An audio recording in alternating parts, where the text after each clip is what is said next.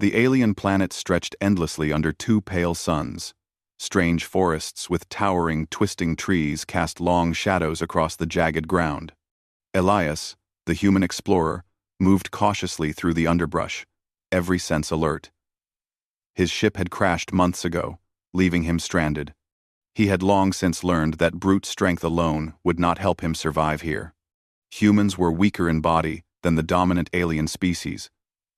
But Elias had something the aliens did. Not cleverness, patience, and the ability to think ahead. Elias paused by a cluster of thorny bushes, his sharp eyes catching movement ahead. The alien tribe he had been observing was unlike anything he had ever seen. Their skin was thick and scaled, their eyes glinting with raw intelligence and instinctual cunning. He had watched from a distance as they hunted, fought, and lived as a pack. Among them was the chief, a towering figure of raw power. And beside him, his wife. The woman, Leora, stood out to Elias immediately.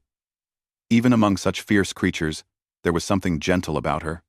She moved with a grace that no human could match, but her eyes carried a weight, a sadness he could feel even from afar. She was caged in a life dictated by her husband, the chief, and the brutality of her people. Elias watched as she quietly tended to the tribe, following the strict rules, yet always seeming just a step apart from the violence surrounding her. Days of careful observation had taught Elias how the tribe lived, how they moved, and when they rested. The human's lack of raw strength had forced him to become a master of patience and cunning. He hunted only when necessary, avoided confrontations, and used the terrain to his advantage. He also kept a careful eye on Leora. He did not plan to harm her. Humans were not like the aliens. They did not conquer with force alone. They earned trust and respect, even from beings far stronger than themselves. One morning, as the suns rose behind jagged mountains, Elias saw an opportunity. The tribe had moved toward the river valley, leaving the dense forest lightly guarded. Leora moved beside the chief, her head bowed, following his every command. Elias's heart tightened. She did not deserve this life of fear.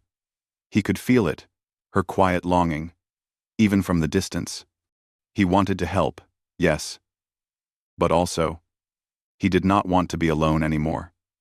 Months of isolation had left him longing for human connection, for someone who understood and could share his world, even if just a little. That night, he crept closer. Shadows hid his movements as he studied the camp from a safe distance. Fires crackled, alien voices murmured in strange, guttural tones, and Leora sat alone near a small stream, her face pale in the firelight. She hummed softly, a tune Elias could not recognize but somehow understood. It was a melody of longing, of quiet rebellion against her life. Elias swallowed hard. He knew abducting her would be dangerous, maybe deadly, but he could not bear the thought of another lonely night. His mind raced with plans. How could he move her without harm? How could he avoid the tribe's warriors, who were as fast and deadly as tigers? His fingers brushed the small knife at his belt. Not to fight, he reminded himself. To protect, to survive. When dawn arrived, he made his move. The forest was alive with birdsong and the distant roar of alien creatures. Using the underbrush as cover, Elias approached the camp. He moved silently, every step calculated. He saw Leora rise and step toward the river, gathering water for the tribe. Perfect. Alone, for a few precious minutes. Please, Elias whispered to himself. Trust me. With careful steps, he emerged from the shadows. Leora froze, eyes wide as she saw him. He raised his hand slowly, showing he meant no harm. I won't hurt you, he said, in soft, simple words. I don't want to be alone. Her eyes narrowed, uncertain, fear flickering across her face. She had been taught all humans were weak, or worse, dangerous. But there was something different in his gaze, something honest. She tilted her head, listening. You are a human, she said cautiously. Her voice trembled, but it carried curiosity too. Why are you here? Alone in the forest? I crashed, Elias admitted. Ship broke. No one left. No one but me. And now, I want someone to be with. Not to control. Not to command. Just to share life. Leora blinked.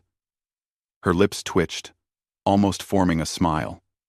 This was unlike anyone she had ever met. No force, no threats, no anger. Just a human who wanted companionship. A strange thought touched her heart. Could this human, so different from her people, be what she secretly longed for? Before she could respond, the chief's voice thundered from the camp. Leora! Where are you? Panic laced his words. Elias's stomach tightened. Time was short. Follow me, Elias whispered. He held out a hand. Hesitation flickered in her eyes, but something stronger, curiosity, hope, made her take it. The forest swallowed them both as they ran, branches scraping their faces, leaves whispering overhead. Elias led her through hidden paths only he knew. Each step was careful, avoiding patrols, traps, and dangerous creatures. Leora ran beside him, her fear slowly giving way to wonder. She had always dreamed of freedom, but never thought it could exist. Not like this. Not with a human beside her. Finally, they reached a small clearing by a waterfall, a place Elias had used to rest and hunt. He breathed heavily, chest aching, but relief warmed him. Safe. For now, he said. Leora looked around, the beauty of the place softening her fear. The water shimmered like glass, and the air smelled sweet, untouched by the harshness of her tribe. You saved me, she said quietly, almost a whisper. I always dreamed of a human husband. I never thought. Her voice trailed off, eyes shining with something she had never admitted aloud. Elias felt a strange warmth in his chest. I'm not sure what this will be, he admitted. But I do know. You won't be alone anymore. Not as long as I can help it. For the first time in months, Elias felt hope. And for the first time, Leora felt possibility. A bond had begun born not from power, but from trust, from understanding. From the simple truth that sometimes humans could offer something the strongest alien could not. Empathy, cleverness, and a heart brave enough to act. As the suns rose higher, painting the sky with shades of orange and gold, Elias and Leora sat by the water, catching their breath. They did not speak much. Words were not necessary. Each understood the unspoken truth. Survival alone had led them to each other. And in a wild, unforgiving world, that was perhaps the rarest and most precious thing of all. But in the distance, dark shapes moved among the trees the tribe was searching. Their journey was far from over. Danger loomed. Yet Elias did not feel fear like before. With Leora by his side, he felt something stronger. Determination. And Leora, for the first time in her life, felt she had a choice. A real one. The forest whispered around them. The humans were no longer just victims of circumstance. They were beginning something new, something dangerous, but something extraordinary. The forest around them was alive with movement, whispers of leaves, distant cries of strange creatures, and the occasional snapping of twigs underfoot. Elias led Leora carefully, his eyes scanning for any sign of the alien tribe. He knew they would not give up easily. These were hunters, warriors trained in tracking and killing. But Elias had something. No alien had human ingenuity. We need to move fast, Elias whispered, glancing at Leora. They will find us soon if we stay in one place. Leora nodded, fear still flickering in her eyes, but now, mixed with determination. She had never run like this before, had never trusted someone enough to follow blindly into the unknown. Yet something about Elias inspired confidence. He did not rely on strength alone. He observed, planned, and adapted. That combination made him dangerous in ways her tribe had never considered. They moved through a narrow valley, the ground uneven and slick with moss. Leora stumbled once, and Elias caught her arm. "Careful," he said softly. "One mistake, and they could be on top of us in seconds." Her heart pounded, but she listened. She realized something about this human. He did not treat her as a prize or a tool. He treated her as an equal. She could see the truth in his eyes. He valued her, not for what she was in the tribe, but for who she was. Hours passed. They hid during the hottest part of the day, under thick vines, resting near a stream.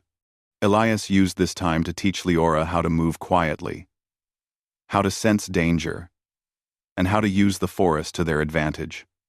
She learned quickly, absorbing every tip, every subtle gesture. "You are smart," she said, amazement in her voice. "Even my people, they never think like this. Only fight." Elias smiled faintly. "Strength alone is not enough," he replied. "Brains, patience, planning, those are what keep you alive." Leora looked at him differently now. The fear she had felt when he first appeared had not vanished, but it had shifted. She saw someone who could survive, someone who could protect and guide, not through force, but through understanding. As night fell, they made camp in a small clearing. Elias built a fire, careful to keep it low, and used the embers to cook some small creatures he had caught earlier. Leora watched, fascinated by his methods. She had never seen anyone cook with such patience, such care. "You make it look easy," she said. "Experience," Elias replied. "When you are alone for months, you learn quickly. Every mistake could be your last." For a moment, silence fell between them. Then Leora spoke, almost shyly. I always wanted freedom. And, maybe, a human husband. I never thought it could happen." "Not really." Elias looked at her, his mind racing. This was dangerous territory. He could not promise her anything. Not yet. "We are far from safe," he said carefully. "We need to survive first. Then, we can think about what comes next." Suddenly, a rustle came from the trees. Elias froze, signaling Leora to be silent. Shadows moved between the trunks. Scouts from her tribe. They had been careful, but the humans' scent and tracks were not impossible to follow. "They are close," Elias whispered. "Stay behind me." The scouts stepped into the clearing. Their eyes glowed in the firelight, scanning for any sign of the humans. Elias had anticipated this. He grabbed a handful of dirt and tossed it toward the opposite side of the clearing, creating a small cloud. The scouts hissed and turned, giving him and Leora just enough time to slip into the dense underbrush. They ran, hearts pounding, feet cutting through undergrowth, until they reached a stream. Elias paused, listening. No sounds behind them now. "We need a hiding place," he said. "Come." They climbed up a rocky slope, Elias using vines and roots to pull himself and Leora up. At the top, he found a cave hidden behind a thick wall of hanging moss. Inside, the air was cool and damp, but it offered protection.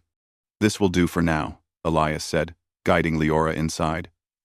"We can rest here, but we cannot stay long. They will not give up." Leora sank to the ground, exhaustion overtaking her. Elias crouched nearby, sharpening a small blade. "You are stronger than you think," he said. "Even when you feel weak, you can keep going. Humans, we have a way of surviving when others give up." Her eyes met his. There was admiration, awe, and something else, an emotion she had never felt before. Respect. Not for his size, not for his strength, but for his mind and his heart. Over the next few days, they traveled cautiously, avoiding main paths and hunting in small bursts. Elias taught her how to use simple traps, how to move silently, and how to read signs of danger in the forest. She learned quickly, her natural agility combined with his instructions, making them a formidable team. One evening, as they rested by a small pond, Leora asked, "Why do you care about me? My people, they would kill me for trusting you. And yet, you risk your life for me." Elias paused, looking at the reflection of two suns in the water. "Because being alone for so long changes you," he said. "And because I see someone who deserves better. You are not just the chief's wife. You are Leora. And I want you to choose, not because of fear, but because it is right for you." Her heart skipped a beat. No one had ever said that to her before. No one had ever looked at her and seen her. Not the title, not the cage of her life. She felt warmth, hope, and something dangerous trust.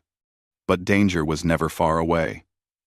One morning, the distant roar of the chief's warriors echoed through the trees. They had tracked them, relentless as predators. Elias's face hardened. "Time to move," he said. "We cannot fight them head-on. We have to be smarter." Using hidden paths, clever diversions, and traps they set days before, Elias led them through the forest like a shadow.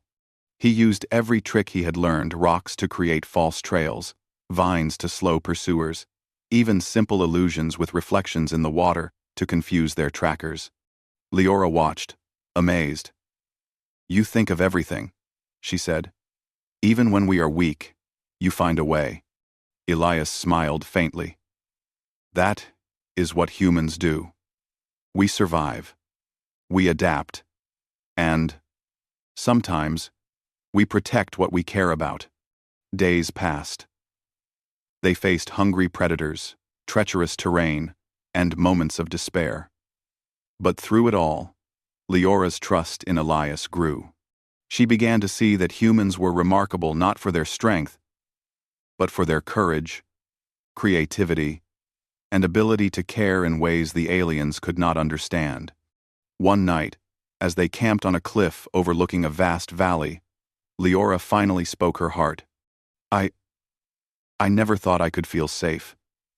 But with you, I feel something I never knew. Something like hope." Elias looked at her, the weight of their journey visible in his eyes. "We are not safe yet," he said softly, "but we are alive. And together, we can face what comes next." She nodded, leaning slightly closer. It was not love, at least. Not yet, but it was trust. It was connection. And in a world ruled by power and fear, that was already extraordinary. As the two suns dipped behind distant mountains, the valley below darkened. The humans sat together, silent but united, knowing the chase was far from over. But Elias and Leora had learned something vital. Together, they could survive anything. The forest whispered around them, alive with unseen dangers, but also with promise. The journey had only begun. And Elias, the human who had once been alone, now carried not just himself, but someone who had always dreamed of more. And Leora, she had found the strange, daring hope that only a human could bring. The morning sun rose slowly over Veira, casting a golden glow on the silver towers. The city below was alive with movement, but inside the palace, tensions simmered. Captain Ethan Hart had barely slept. He studied maps and notes, trying to understand the political landscape of this alien world. Humans were good at many things, but reading the unspoken rules of another civilization was always a challenge. Yet, Ethan was confident in one truth. Observation and action could overcome almost any barrier. Princess Lyra arrived at the training grounds early. She was dressed in ceremonial attire that shimmered like liquid silver. Unlike the others, she did not wear armor. She did not need it, at least. She thought she did not. Her eyes immediately found Ethan, who was already practicing with some human colleagues. He moved with focus, unaware of her gaze. Lyra's curiosity had grown overnight. There was something in him that did not belong in the polished, rigid society of Vera. "Good morning, human," she said softly as she approached. Ethan looked up, surprised to see her so early. "Good morning, princess," he said, bowing slightly. Lyra smiled faintly. "I watched you yesterday. Cleverness is rare here. You think differently." Ethan tilted his head. "Different is not always better. But sometimes it works." She laughed quietly, a sound like wind chimes. "I like how you do not pretend to be perfect. Most of my people, they hide everything." Ethan nodded. "Perfection is often a trap. Mistakes teach more than success ever does." Lyra considered his words. No alien had ever spoken like that to her. Most would have been polite or flattering, or silent. Humans were strange, she thought, but strangely honest. The palace training exercises began soon after. Today, the alien instructors had designed a test of strategy rather than physical skill. Small drone units were scattered throughout a forested area outside the city, programmed to react unpredictably. Human and alien teams were to navigate the forest and complete objectives while avoiding or neutralizing the drones. The alien teams moved first. They were fast, precise, and almost flawless in their coordination. Yet, when unexpected variables appeared, a sudden change in drone patterns, collapsing terrain, they hesitated, unsure how to adapt. The human teams, led by Ethan, approached differently. "Observe," Ethan said quietly to his team. "Don't fight their patterns. Use them. If the drones change, we change faster." As predicted, the alien drones shifted unexpectedly. While many alien soldiers froze, Ethan directed his teammates to use the terrain.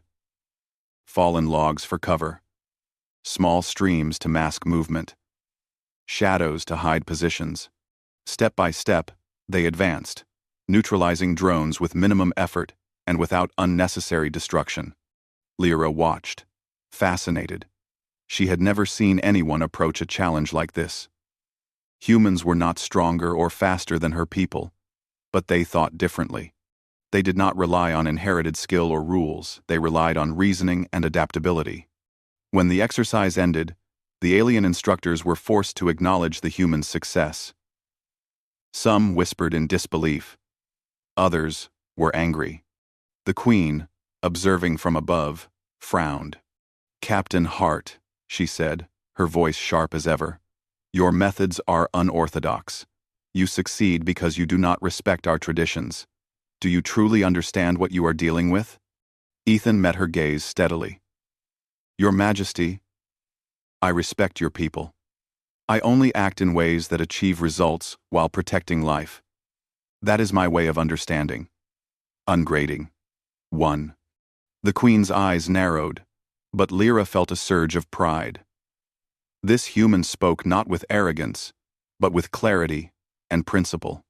Something in her stirred a recognition that humans could be more than fragile outsiders. Later, as the humans returned to their quarters, Lyra approached Ethan again. "I want to understand your world," she said, her voice careful. "Your people. You think differently. You feel differently. It is new to me." Ethan smiled. "It is the same everywhere. People are shaped by their world.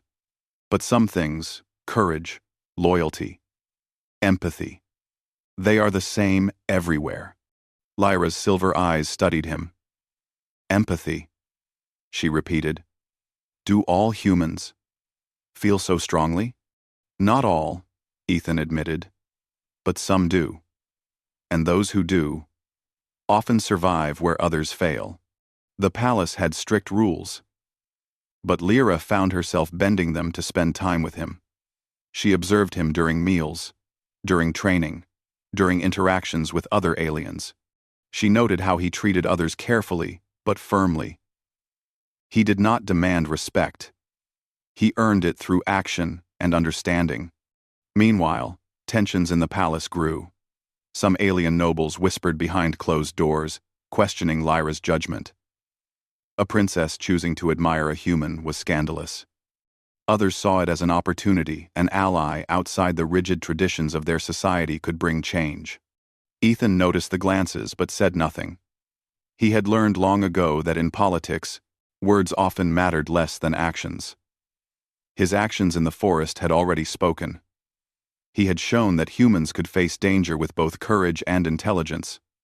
And Lyra had seen it. That was enough for now. That evening, the Queen held a private council. Lyra was present, though the air was thick with tension. "You are fascinated by him," the Queen said, voice low and dangerous. "Do not let admiration blind you. Humans are not like us. They are weak, unpredictable. What happens if he fails? What happens if he dies?" Lyra met her mother's gaze firmly. "I see strength in him," she said. "Not just in battle, but in mind and heart. That is what matters. Strength is more than muscle. Courage is more than tradition." The Queen's eyes narrowed. "You speak as though you know more than I do. One day, you will see that humans are fragile, that your trust in them is foolish." "Or," Lyra replied, "perhaps my eyes see differently than yours. Perhaps courage is not measured by bloodline or species, but by choice and action. Perhaps humans can teach us more than we expect." Ethan was unaware of this private conversation, but he would soon demonstrate the truth of her words. That night, alarms rang through the palace. Rebel forces had infiltrated the outer walls, seeking to strike against the Queen. Chaos erupted. The human guards panicked at the unfamiliar tactics. Some alien soldiers hesitated, fearing for their own lives. Ethan acted immediately. He assessed the situation, identified the rebels' strategy, and moved with precision. Using the environment, he cut off escape routes, protecting both palace personnel and innocent civilians. His quick thinking prevented a massacre that could have destabilized the entire court. Lyra watched from above, heart pounding. She had never seen anyone act so decisively. The humans in her world were considered weak, fragile, yet here was a human who could think, act, and lead with unmatched skill. When the last rebel was subdued, silence fell. The palace was shaken, but intact. The Queen appeared, her expression unreadable. She looked at Ethan, assessing, calculating. He had saved lives, preserved order, and done so without unnecessary violence. "Captain Hart," she said finally, her voice quieter than before, "you are unusual. Perhaps there is more to your kind than I expected." Lyra's heart leapt. She knew her mother's words were a grudging acknowledgement, a crack in the rigid wall of tradition.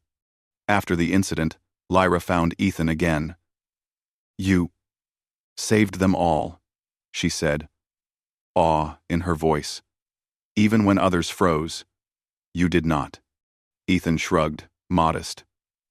"I just did what was necessary. Sometimes, people need someone to act first. Others follow." Lyra smiled faintly. "You understand courage. In a way, we do not. You act without waiting for permission. You see what is right, and you do it." Ethan looked at her, curious. "And you admire that?" She nodded. "I do. I admire it. I admire you." Outside, the stars began to glimmer over Vera. For the first time, Lyra felt a deep certainty. This human, small, fragile, and unlike anyone in her world, was extraordinary. Not because he was alien or strong, but because he was human. His mind, his heart, his courage, these were traits that could inspire change in her world, perhaps even in the heart of her mother. And somewhere in the shadows of the palace, not all eyes were friendly. The whispers of rebellion continued, but now a new force had emerged, one that the rebels could not easily predict. A human soldier, guided by courage, reason, and heart, was becoming a presence that would shake the foundations of an ancient society. Lyra stood beside Ethan on the balcony, feeling the cool night air against her skin. "Tomorrow," she said softly, "there will be more tests, but I believe you can face them." Ethan nodded. "We will face them together." But, but, and so, under the twin moons of Vera, a bond began, one that would challenge tradition, inspire courage, and reveal the remarkable truth. Sometimes, the smallest beings carry the greatest strength.